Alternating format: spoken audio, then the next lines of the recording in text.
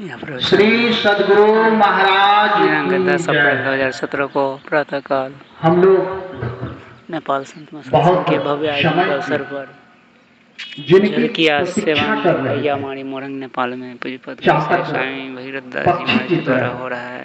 जिन पर हमारी दृष्टि यह टिकी हुई प्रवचन है, दिनांक 10 अप्रैल 2017 को वो प्रातःकाल दिव्य भैया महापुरुष माड़ी हमारे बीच मोरंग पधार नेपाल चुके में हो हैं। रहा है। अब हमारी ज्ञान की पिपासा निश्चित रूप से शांत होगी। अभी हम लोग झड़ीलाल पूज्य झड़ीलाल बाबा जी से सुन रहे थे, जिन्होंने साधु संतों की संगति नहीं किया, वो बुद्धि से सत्संग की महत्ता को नहीं समझा सकते। मैं भी यही कहना चाहता था कि जिन्होंने साधु का संग किया है, सचमुच में हमारी प्यास को वही बुझा सकते हैं। हमारे बीच ऐसे ही दिव्य पुरुष पधारे हैं, जिन्होंने गुरु सेवी जैसा पद को प्राप्त किया, जिनका जीवन गुरु महाराज की सेवा में समर्पित हो गया। मैं उनकी सेवा अपने मुंह से बयां नहीं कर सकता। आपने अहिर्निश 24 घंटा जग जग कर गुरु महाराज के सम्मुख रहा। हमारे जो बच्चे बहुत प्यारे होते हैं, उसको बगल में सुलाते हैं। गुरु महाराज आपको भी अपने बगल में सुलाते थे। आप कहते हैं कि गुरु महाराज के रूम में एक टिक टिक बजने वाली घड़ी होती है, जितना घंटा बजता है उतनी बार बजती है। गुरु महाराज आपसे पूछते हैं कि भगीरथी कितना समय हुआ? आप बार बार बोलते हैं इतना समय हुआ है, 3 बजा है, 2 बजा है। निश्चित रूप से आपकी आत्मा, आपकी आंखें, आपका मन गुरु महाराज के श्री चरणों में हमेशा समर्पित रहा होगा। प्रत्येक घंटा जगना हम सभी साधारण मानवों के लिए संभव तो है ही नहीं। निश्चित रूप से कोई दिव्य पुरुष ही ऐसा कर सकता है। वो सब कुछ आपके पास है। आपने भोर से 3 बजे ब्रह्म मुहूर्त से उनकी सेवा की, आचमन कराना, तर्पण कराना, नित्य क्रिया से निवृत्त कराना। आप कहते हैं गुरु महाराज जब दत्तवन करते थे अंतर्मुख हो जाते थे। कई बार घंटों अंतर्मुख रहते थे, आप उसके पास सम्मुख बने रहते थे। फिर वो जब बहिर्मुख होते थे, आप कहते थे हुजूर दत्तवन कर लिया जाए। ऐसे अनुभवी पुरुष हमारे बीच पधार चुके हैं। ऐसे दिव्य पुरुष जिनके पास अनुभव का भंडार है। आज हम लोग आपकी आभा मात्र से धन्य हो चुके हैं। गुरु महाराज आपको एक बार बचपन में सब संतन की बलिहारी करते देखे थे, उनके मुंह से अनायास से निकल गया। निश्चित रूप से अब संत मत की नैया नहीं डगमगा सकती है। आज हम लोग आपको बाकी धन्य धन्य हो रहे हैं। मैं कहते ज्ञान के भंडार अथाह सागर दिव्य पुरुष जिनके पास सब कुछ है, अपने सत्संग प्रेमियों की ओर से आपसे करवद्य निवेदन कर रहा हूं कि हे महात्मा, आज हम लोगों को भी आप अपने इस विशाल ज्ञान की भंडार से, हम लोग जो बिखरे पड़े हैं, इस मानव शरीर को समझ नहीं पा रहे हैं, आप हम लोगों को समझा करके हम सबों को भी भाव से करने की युक्ति बताएंगे। आज का प्रतिपाद्य सत्संग है। आज हम लोग प्रथम पाली में इसी के विषय में सुनेंगे। और जितने भी सत्संग प्रेमी अभी भी इधर उधर टहल रहे हैं, आप लोगों से आग्रह है कि बैठ जाएं। ये क्षण दोबारा नहीं आ सकता है। आज हमारे बीच तो लाल आ चुके हैं। लाली मेरे लाल की जित देखूं तित लाल, लाली देखन मैं गई, मैं भी हो गई लाल। आज लाल बनने का दिन है। हम सभी सत्संग प्रेमी एक बार पुनः आग्रह करेंगे गुरु महाराज से। मैं उनकी ओर से आग्रह करता हूं कि आप अपने अमृतमय वचन से हम सभी सत्संग प्रेमियों को लाभान्वित करने की कृपा करें। हृदय से उद्घोष करेंगे, प्रेम से बोलिए श्री सद्गुरु महाराज की जय।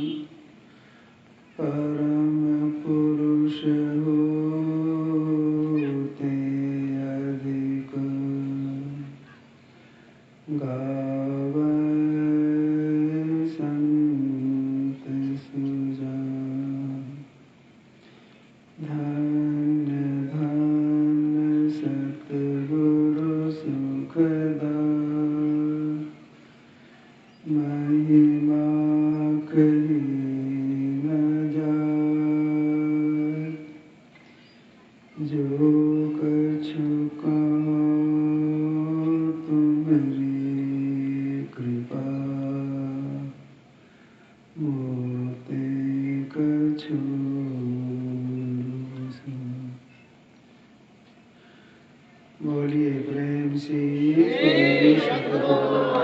आज की जय।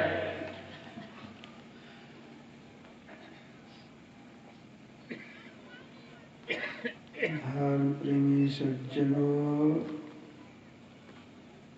माताओं एवं बहनों,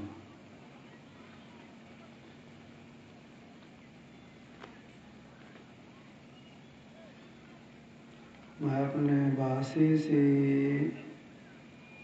यहाँ के कार्यकलाप को सुन रहा था।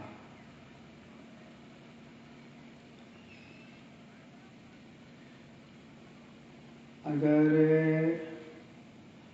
हम साधक के लिए यह बोला जाए संत शिरोमणि, जो पहले उसमें होंगे, और किन्हीं के लिए बोला जाए उसमें साधक हैं संत शिरोमणि, जरा विचार कीजिए। कबीर साहब, गुरु नानक साहब, पलटू साहब, बाबा देवी साहब, गुरु महाराज जी, जितने संत हो गए, उनके लिए क्या बोलेंगे? जो साधक हैं उनको तो हम टाइटल देते संत शिरोमणि का। आज जो संदर्शता प्राप्त हो चुके हैं उनके लिए तो यही कहना पड़ेगा डबल संत शिरोमणि। साधक के लिए साधक ऐसी बोली बोलनी चाहिए। साधक को संत शिरोमणि कहेंगे तो मन में खुशी होगी, हमको ऐसा कहा गया। यह खुशी को नीचे को ले जाएगा, भीतर में अहंकार का उकुट पैदा हो जाएगा। हमको संत शिरोमणि कहा, अहंकार सब कुछ गिर से, ऐसा नहीं करना चाहिए।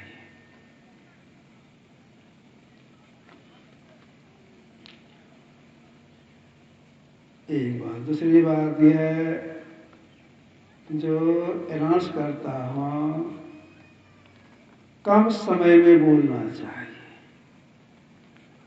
जो प्रवचन करता है उनका लोग सुनने के लिए आए, आपका नहीं। आप इस समय नहीं लें तो नाम बोल दें, थोड़ा परिचय दें, इसी समय नहीं लें।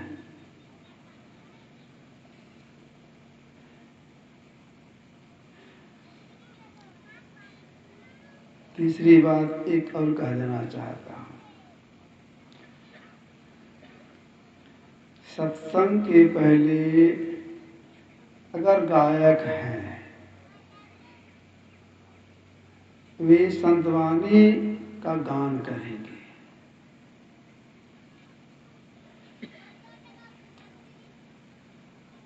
और की वाणी नहीं, संत की वाणी। संतवाणी में एक ओज होता है। जो समय निर्धारित कर दिया जाए उसमें में संतवाणी गाना चाहिए। लेकिन लोग आजकल करते क्या है, जो राग में बैठा लिए हैं उसी को गाते हैं। संतवाणी नहीं है उसको गाते हैं, उसका प्रभाव नहीं पड़ेगा। सुनेंगे लोग, उसका प्रभाव नहीं पड़ेगा। संतवाणी गाना चाहिए। गुरुभाग समय में जो सत्संग होता था, अस्थि प्रार्थना के पहले संतवाणी का पाठ होता था। कई गायक रहते, केवल संतवाणी, और की वाणी नहीं। जो संत रहने वाले हैं, अगर कोई शिवानी गाना प्रारंभ करते थे, गाना शुरू करते थे, मना कर देते थे, चुप हो जाइए, संतवाणी गाइए। तो संतवाणी गान करना चाहिए। आजकल प्राय लोग करते क्या है, केसट लगा देते हैं, क्या क्या सब उसमें भजन गा, यहाँ की वहाँ की वहाँ की शुरू कर देते हैं। केवल हल्ला करना हुआ, अशांति पैदा करने के लिए। तो संतवाणी गान करना चाहिए। एक बार फिर से जय घोष करेंगे, बोलिए प्रेम से सद्गुरु महाराज की जय। हम लोग समाज में देखते हैं, जहाँ बिजली की व्यवस्था नहीं है, अब बिजली है भी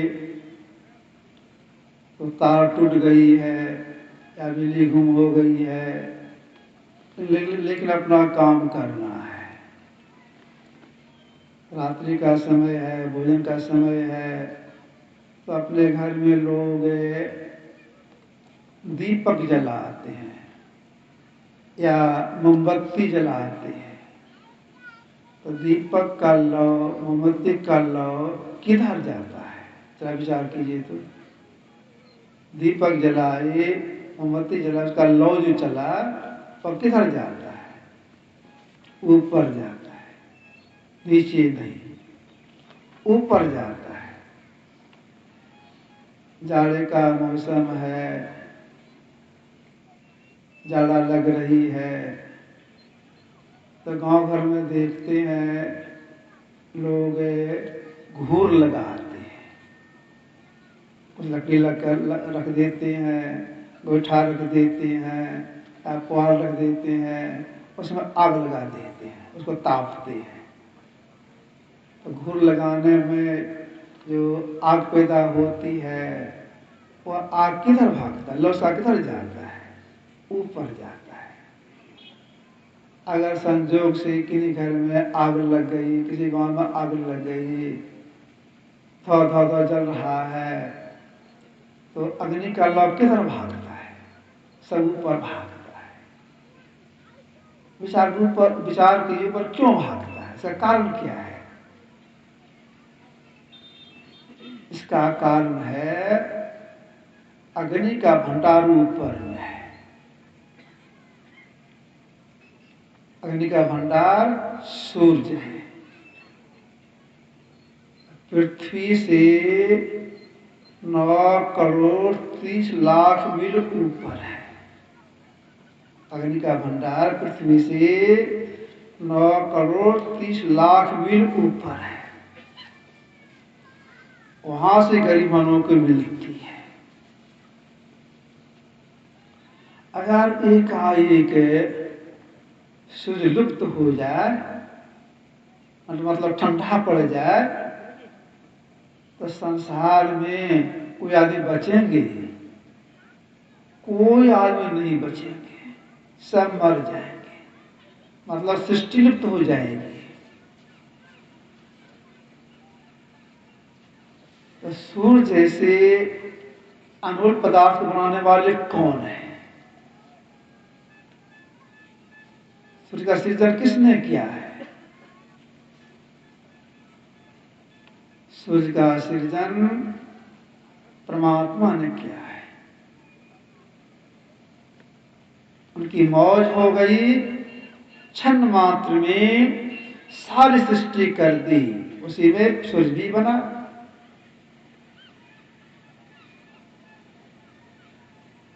मौज हुई, क्षण मात्र में सारी सृष्टि बन गई, सूर्य से अनंत पदार्थ को बना दिए।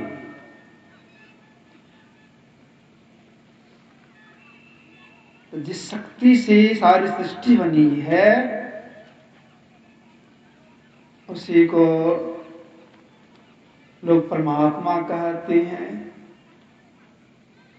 सर्वेश्वर कहते हैं, मालिक कहते हैं, ईश्वर कहते हैं, गॉड कहते हैं, तितीन कहते हैं, बुद्ध कहते हैं, और वैद कहते हैं, आदि आदि, अल्लाह खुदा का आदि जो ही हो। जिन्होंने सारी सृष्टि की है,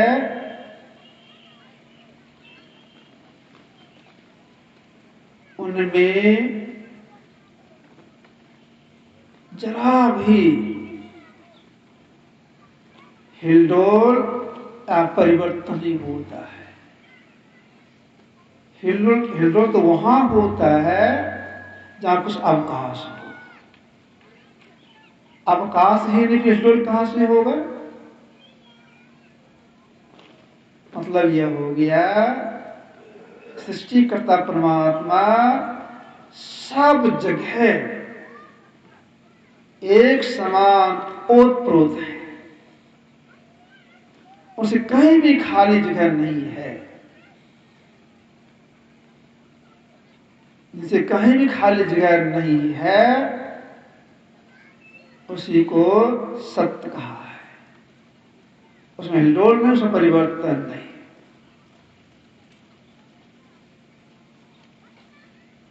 उन्हीं का अभिन्न अंश, भिन्न नहीं, अभिन्न अंश हम जीव हैं। जिसे परमात्मा अल्लाह खुदा सत्य है, वैसे हम जीव ही सत्य हैं। इसका किसी काल में नाश नहीं होता है। इसको कोई एटम बम से मार नहीं सकता है। जीव को अविनाशी कहा है। चेतन अमल सत्सुख राशि, सत्सुख की राशि भी इसको कहा गया है। यह जीव सत्य है, परमात्मा भी सत्य है।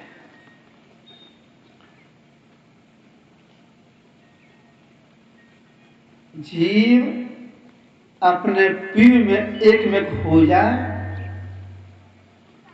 एक नंबर का सत्संग बताया गया है। जीव परमात्मा का अभिन्न अंश है, लेकिन परमात्मा की मौज से ही इस जीव के ऊपर तीन पर्दा पड़ गया है। अभी सिद्धांत पाठ किए हैं, घटतम प्रकाशो शब्द पट त्रय जीव पर इच्छा है। परमात्मा अंधकार में भी है, प्रकाश में भी, शब्द में ही है, लेकिन आवरण जैसा है। जीव के ऊपर 3 पर्दा, तीनों पर्दों को पार करके जीव अपने अंश मिलकर एक में खो जाए, इसी को 1 नंबर का सत्संग कहा है। यह सत्संग कैसे हो, इसी की जानकारी के लिए ये बाहरी सत्संग है। जब तक यह बाहरी सत्संग नहीं करेंगे, जानकारी नहीं मिलेगी। बाहरी सत्संग करने से क्या होता है? बाहरी सत्संग करने से सबसे पहले अध्यात्म ज्ञान की जानकारी होती है और संसारासक्ति छूटती है।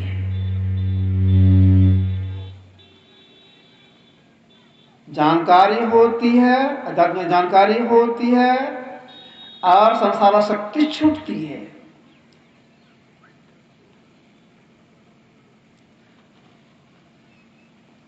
भगवान कृष्ण संसार में आए, इस काम के लिए अब काम पूरा किए, अब इनको अपना धाम जाना है। निश्चय कर लिए अब हमको अपना लोक चला जाना है। यह बात किसी से मालूम हो गया कि प्रिय शिष्य उद्धव जी को। समय पाकर उद्धव जी भगवान कृष्ण के पास आए, प्रणाम किए, आज्ञा मिली बैठने का, प्रणाम करके बैठ गए। इसके बाद हाथ जोड़ते हुए कहते हैं भगवान कृष्ण से, भगवान आपके विचार हमको मालूम हो गए हैं, अब आप अपना धाम जाना चाहते हैं, कुछ उपदेश देते जाइए, कुछ उपदेश दीजिए हम जीव कल्याण के लिए। भगवान कृष्ण उपदेश देने लग गए। उसी उपदेश सिलसिले में भगवान कृष्ण ने कहा था उद्धव जी से, न रोदति माम योगो न सांख्यं धर्म एव च न स्वास्थ्यत्यागो निष्ठापूर्त न दक्षिणा वर्तानि यज्ञच्छन्दास्तीर्थानि नियमा यथा वरुन्ति सत्संग श्रूहिमा। हे प्रिय उद्धव, संसार में जितनी भी आसक्तियां हैं उन्हें सत्संग नष्ट कर देता है, या बाहरी सत्संग उन्हें सत्संग नष्ट कर देता है।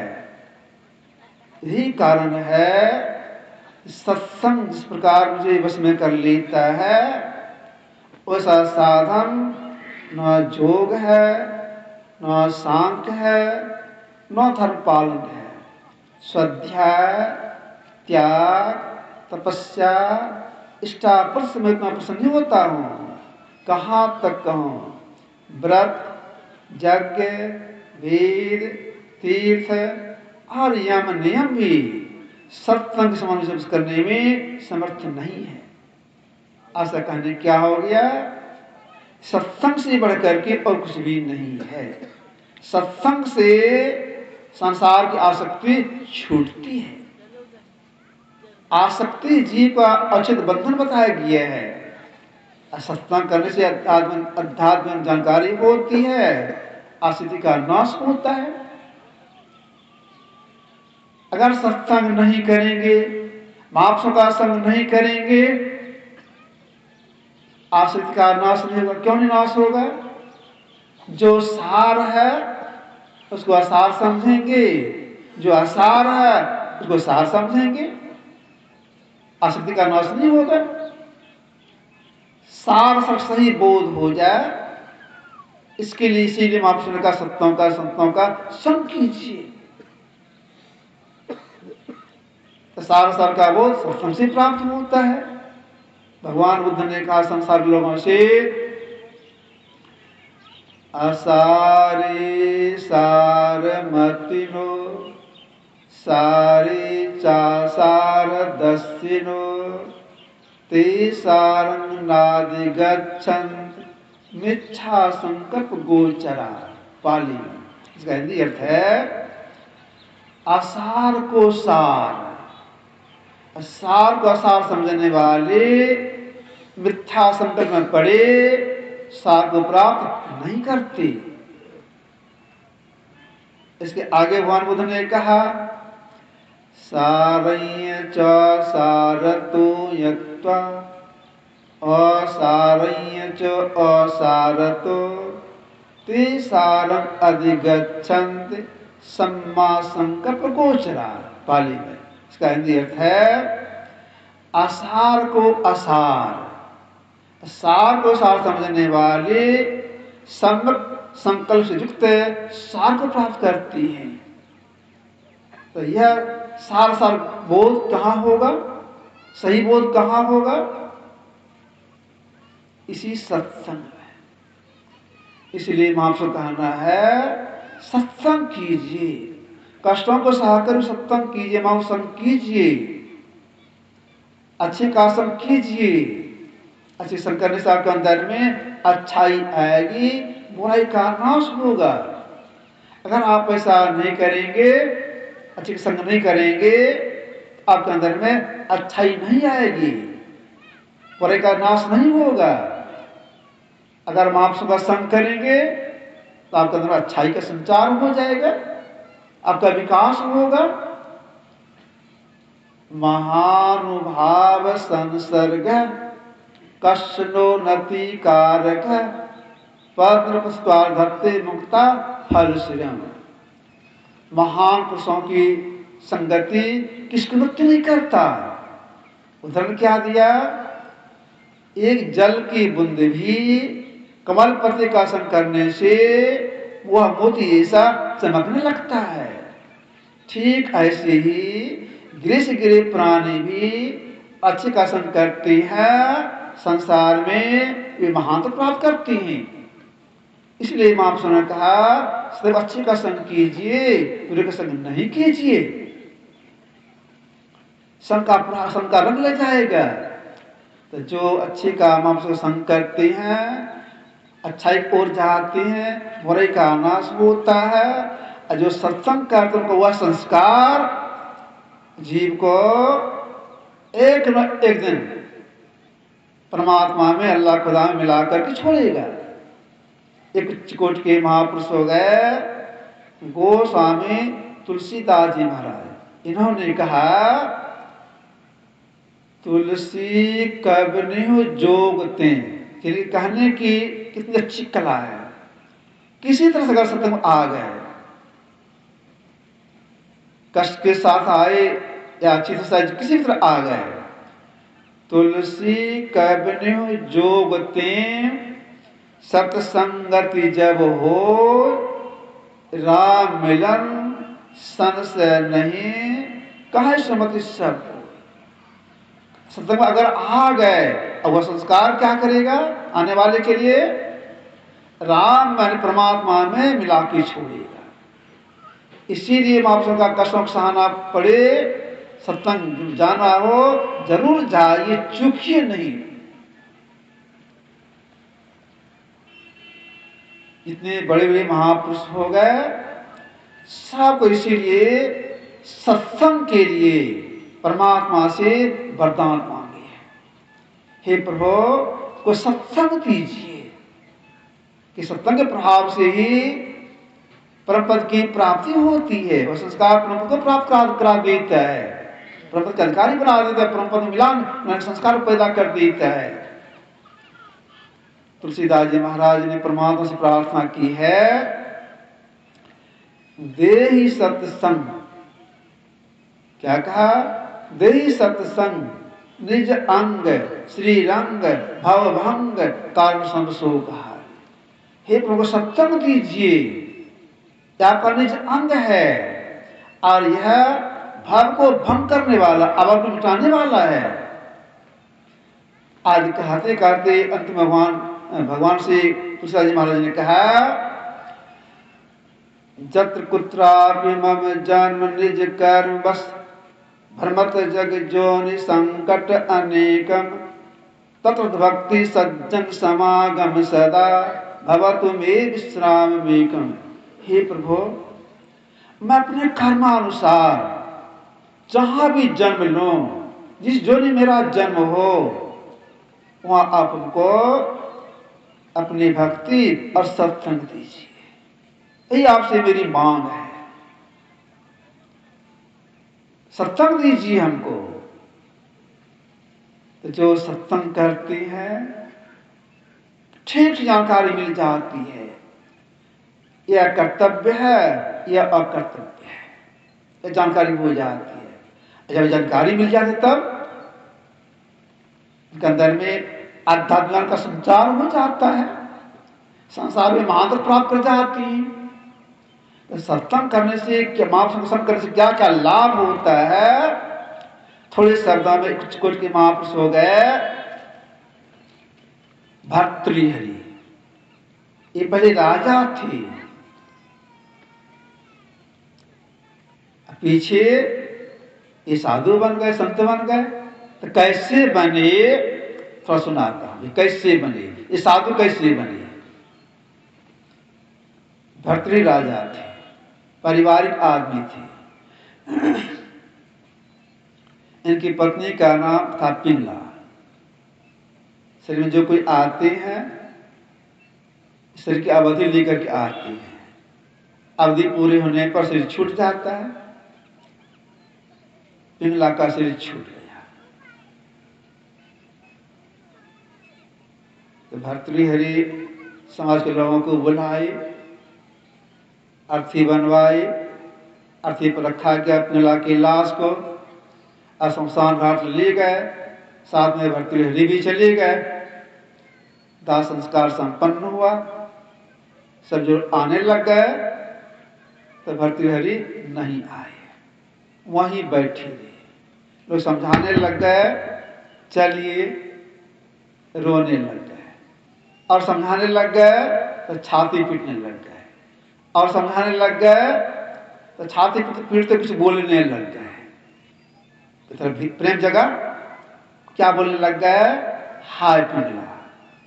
और समझाने लग गए लोग, जो छाती मुक्का मारने लग गए, यही बोल करके हाय पिंगला। जो लोग समझाते हैं अभी तो प्रेम जगता है उनको पत्नी के प्रति, छाती मुक्का मारते हैं, बोलते हैं हाय पिंगला, हाय पिंगला। लोग हार गए समझा करके, अब ये नहीं बचेंगे, ये भी यहीं मर जाएंगे, चलो हम लोग अपना अपना घर चले। पड़ोस के लोग अपना अपना घर चले गए। फिर 2 दिन बाद आई समझाने के लिए, नहीं माने, हारने के सब चले गए। अब राजा भी मर जाएंगे, भूखे प्यासे रट लगा रहे हैं, हाय पिंगला, छाती मुक्का मार रहे हैं, अब ये भी नहीं बचेंगे। धीरे धीरे समाचार बहुत दूर तक फैल गई, राजा भी मरेंगे पत्नी के वियोग में। संजोग से समय एक महापुरुष भी थे, गोरखनाथ जी महाराज। उनको मालूम, अरे इतने धार्मिक राजा अब पति हुए मर जाएंगे, मरने पर तो कल्याण होगा नहीं, कल्याण का ध्यानावश करने से उपदेश देना चाहिए। जो उच्च कोटि के महापुरुष होते हैं, उनके समझाने की कला विचित्र होती है। गोरखनाथ जी क्या किए, किन्हीं के यहां से एक मिट्टी का हंडी मांग लिए, मिट्टी का बर्तन मांग लिए, और मिट्टी के बर्तन को लेकर के चले स्मशान घाट की ओर, स्मशान घाट की ओर। जहां राजा साहब बैठे थे, छाती पीट रहे थे, हाय पिंगला कहा करके, थोड़ी देर जाके भी खड़े हो गए, कुछ बोलते नहीं है, खड़े हो गए।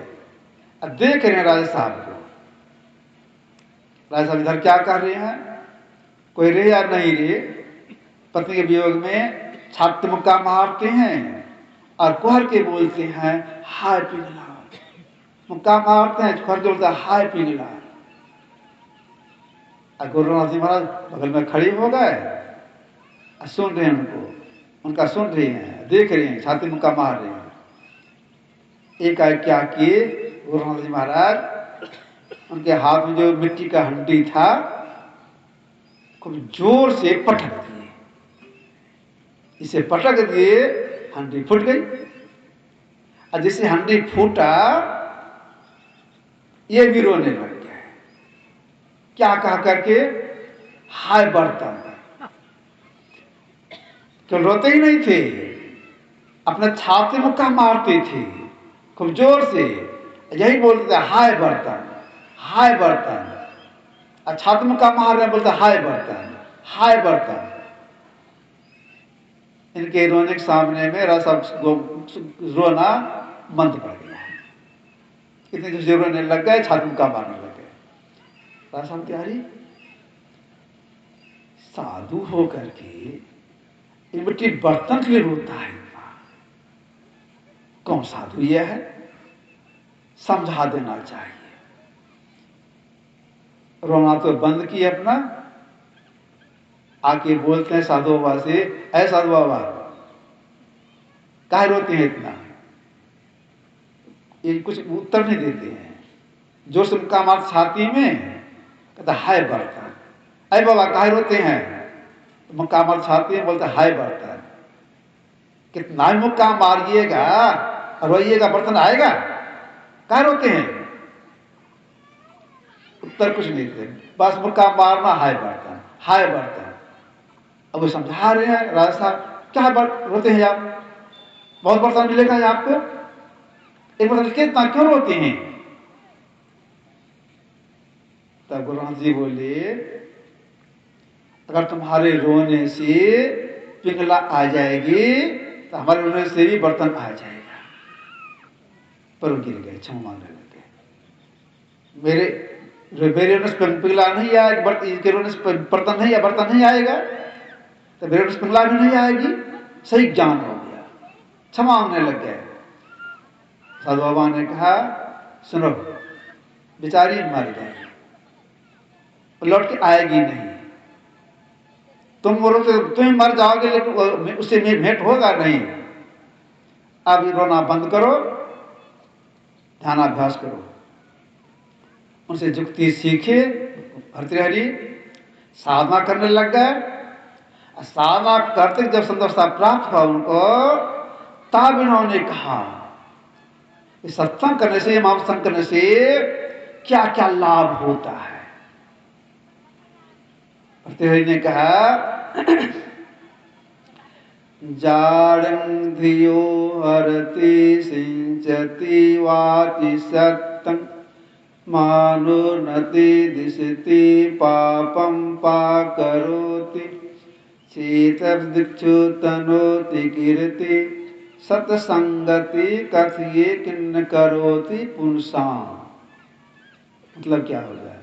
सज्जनों की संगति से बुद्धि जड़ता का नाश होता है, वाणी सत्य से सींचती है, मान की उन्नति होती है, दिशा में कीर्ति फैलती है, चित्त प्रसन्न होता है, पापों का नष्ट होता है।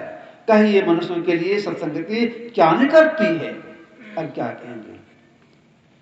वेदी हारी हार कवि कोविद वाणी, कार साधु महिमा सचानी। साधु में कितनी महिमा, संगत में कितना लाभ है, कोई कहा करके समाप्त नहीं कर सकती हैं। जो संतों का संग करते हैं, अध्यात्म जानकारी होती है। अध्यात्म ज्ञान में यह है, हम जीव सत्य हैं, हमारे ऊपर 3 पर्दा पड़ गया है। अब तीनों पर्दों पार करने के लिए अंत साधना में मान योग और अग्नियोग करना होगा। बिल्कुल पाठ में सुना। मान योग से मतलब मानस जप और मानस ध्यान करना होगा। अग्नियोग से मतलब योग करना होगा, इस बार नादयोग करना होगा। ये जानकारी कहाँ मिलेगी? जो संतों का संग करने की जानकारी मिलेगी। जो परमात्मा सत्य स्वरूप है, यह जीव सत्य है, या जीव से मिलने के लिए जीव को क्या करना पड़ेगा? मानस करना पड़ेगा, मतलब मानस धन करना पड़ेगा, जो करना पड़ेगा, और अंत में सब जगह करना पड़ेगा। तो आध्यात्मिक जानकारी के लिए सब कुछ सत्य में आना चाहिए और शांत सुनने का प्रयास करना चाहिए। यही आपकी सेवा में थोड़ा सा रखा। 10 बज गए। बोलिए प्रेम से श्री सद्गुरु महाराज की जय।